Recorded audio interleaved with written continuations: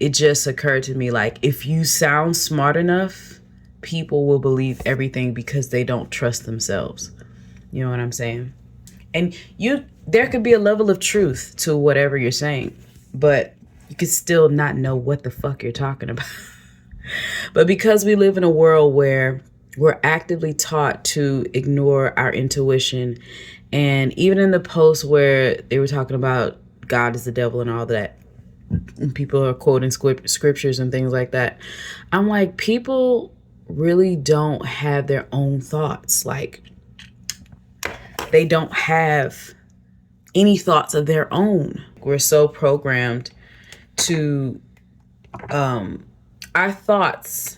We have been actively taught not to think, but only to listen, to read, and to remember.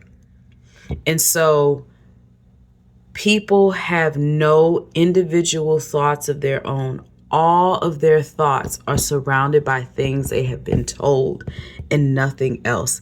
And that is quite disturbing. This is way too close. That is quite disturbing. People don't have individuality.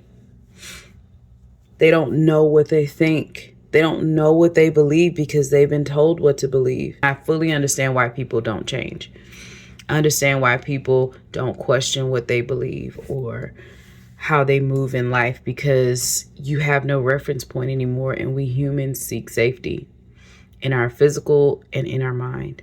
And when you don't have a reference point, there's no safety. And I am bumbling through that horribly.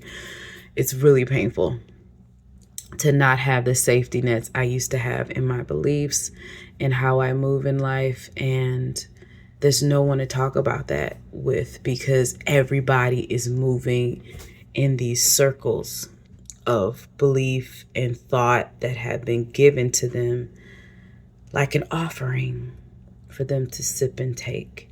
And I am now rejecting that offering, and I feel the consequences of that inside.